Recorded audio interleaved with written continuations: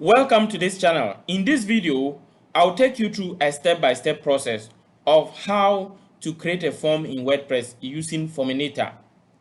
So for those of you who may not know Forminator, Forminator is a plugin that you can use to really create a form that will look like just one of what I'm about to show you here. So I just want to show you I have created several pages with Forminator in WordPress. So let me show you one. So for example, something like what you see here. Yes, this form has been created by Forminator. Now, so when you want to create a form like what you are seeing here, this is what exactly or how exactly to do it. So first of all, come to your WordPress admin dashboard and then go to your plugins, then click on add new plugin. Then you will type Forminator.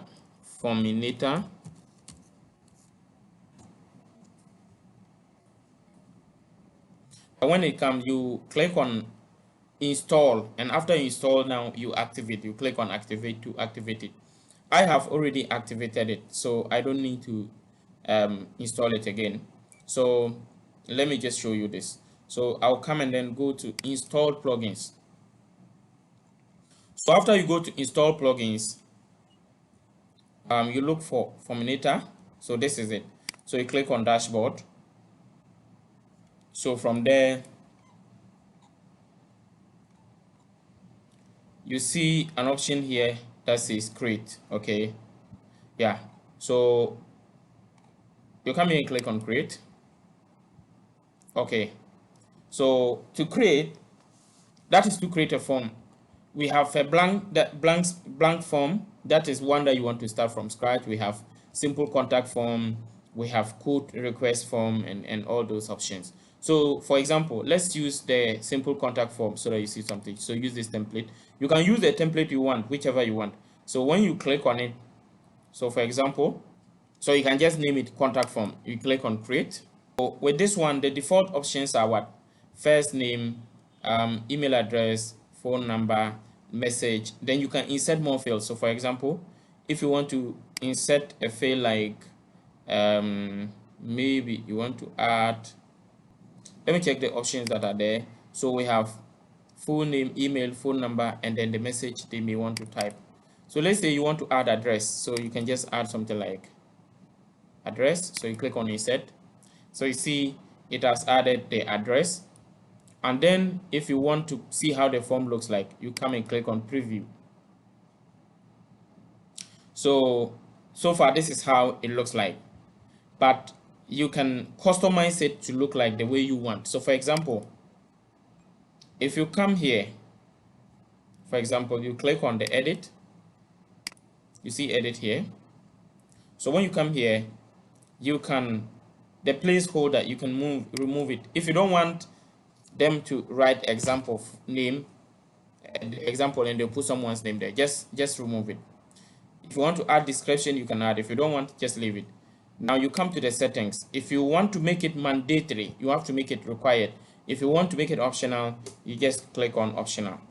Then the styling, okay, you can add additional CSS classes to style the way it should look like. So this one is going into details about coding. Those that may not know much about CSS, don't disturb yourself here. And then I will advise you to just come back to the first option. So just make sure that the placeholder that will be here, if you want it to be there, fine. If you don't want it to be there, you can remove it. If you also want to customize it to be the way you want it, so for example, first name, if you want to click here, if you want it to appear your first name, you can also do that. However, for now, I'm okay with what is there. I've removed it. I just don't want them to put a placeholder. So you click on apply. You follow the same process when you come to the email section. You can remove, example, the email they've put there. Come here, make it required. You can do all that for all of them. Now, when you are done with any of them, you click on apply. If not, it will not apply the changes. So you do that, and then when you are done, you click on what? Preview, to see the way it is, and then be sure that you are okay with what is there. If you are not okay with anything and you want to delete it, you can just come back and then delete that section. Okay, so for now, I actually was just doing an example. I don't want to use this one. So I want to go and then duplicate one and then show you something. So for now, I may just save it as a draft, but I'm not actually going to use this one. I'm going to show you the one I want to use. So the one I want to use, let me come back to so earlier on I did several forms. This is one of them. This is one of them. I want to duplicate one of them because I've already done a lot of settings in them that it will be easier for me to just use any of them. So this one, for example, I'll just come and click here and then click on duplicate. So I've successfully duplicated. So when you come, you will see a copy of this. So this one, I'm now coming to rename it. I'm going to click on edit. Now edit. So the name, I'm going to name it as. So I just want to name it as wireless door alarm. So I will name it as wireless door alarm. So for example,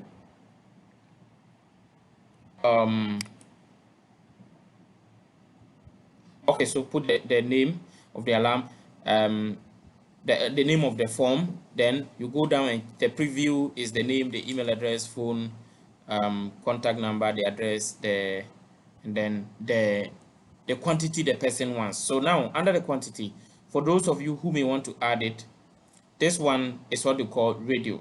So if you are going to if you want to add it, so when you come here, you will see radio. This is the option that you can add in order to have this particular one. So let me show you how it looks like. So you see how it looks like here. Yeah, so this one, it appears in a way that you can add different options and the packages and the prices. So for now, I want to edit it and show you how I want it to be. So this one, for example, I want to make, let me just check the landing page. So this one, I have 1 for 200, 2 for 400, and 3 for 550. So I'm just going to make those changes. So 1 for 200, 2 for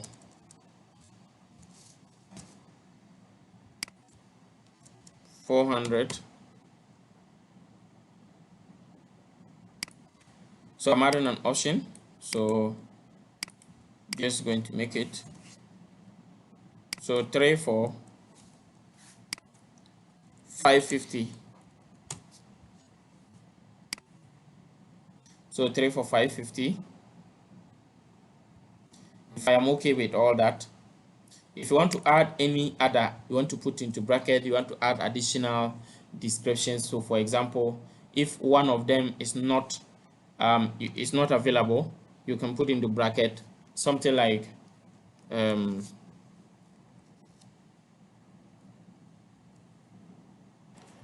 can add something like out of stock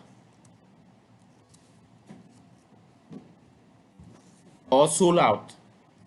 If you apply and then you look at the preview, you see how it will show. The option that I indicated out of stock is actually there. That's how the form will look like. So if I don't want it to be there, I just have to come back and then edit that part. So I'm editing it again. Okay, so I'm applying. So now if you want to update it at any time, you just come and click on update and that will be updated. Then secondly, if you also want to customize the appearance of it, for example, the submit button, if you want it to appear in a certain way, all of it, you can do it here. So under colors, you can customize the color of the elements, the submission indicator, responses, and then the submit button. So for example, if you want to customize the color of the submit button, you have the option for the text color and then the text color and the background color. So all that can be done. As you see here, the text color is white and the background is red. It's not just by mistake. I have done it here that way. That's why it is indicating here red and white. Okay, now if you want a certain behavior, a behavior means that you want that anyone who submits it will be directed to a thank you page. You can come here and then edit this one. You can edit the behavior. So you put the a URL, a redirect URL. So anyone that fill the form and submit, it will redirect the person to that particular URL. And then, as you can see, it will also, you can choose whether you want it to redirect on the same tab or on a different tab. All those options are there. Okay.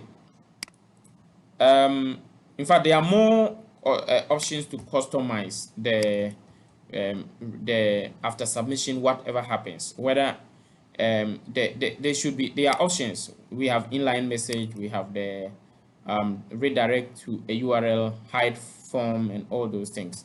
There are several options to be able to customize it to fit what you want. All those are there. Okay, then also you can come to the email notifications. If you want that anytime a form is submitted, it will be directed to a certain email, that can be done here. Okay, now after all that is done, if you are okay with everything, you just click on update and then you copy the link of the form. So for example, I want to copy it, so that I'll just put it on the you come and click here and click on copy shortcode. Copy the shortcode. So when you copy shortcode, you go to the landing page where you want it to show. So for example, I want it to show on this particular landing page. So when you come here, just click on edit with Elementor. For those who don't know how to even come to this landing page, just come here and then select the page that you want to go to. For example, it is this particular one. So you just click on what? Edit with Elementor, or you can click on view page, and then after you view it, you click on edit with Elementor. So I'm editing. So I want to place the form advantage points in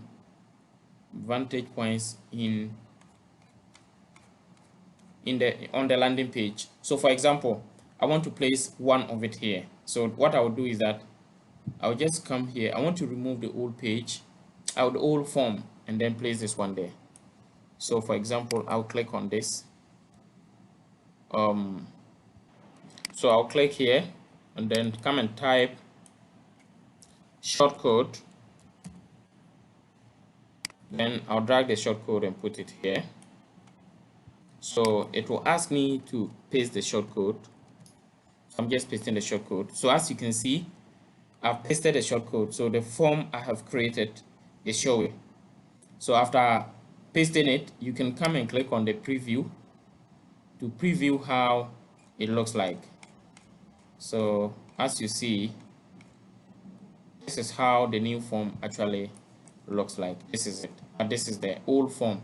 So I'll just come here. I don't want the old form to still show, so I'm just going to remove it. So let me come here. So I have deleted it. So as you can see, after deleting it, it's just a new form that is showing. So I will also add it at the top here again. I will add it at the top here.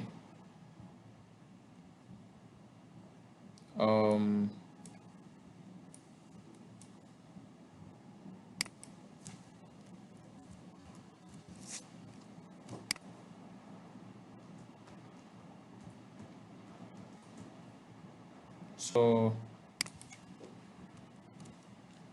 I've added it. So as you can see, the form is showing. So again, I'll just publish it. So now my form has been published on all the paths that, or all the locations where I want it to be published. So that is exactly how you can create a Forminator form in WordPress. If you follow this process and you have any problem creating a Forminator form, please, you can leave your comments in the comment section. I will follow up to help you get everything done properly. Thank you once again for watching. Remember to subscribe to this channel, turn on the notification bell.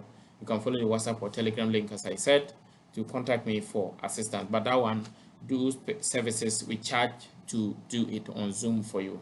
Bye, and see you in the next video.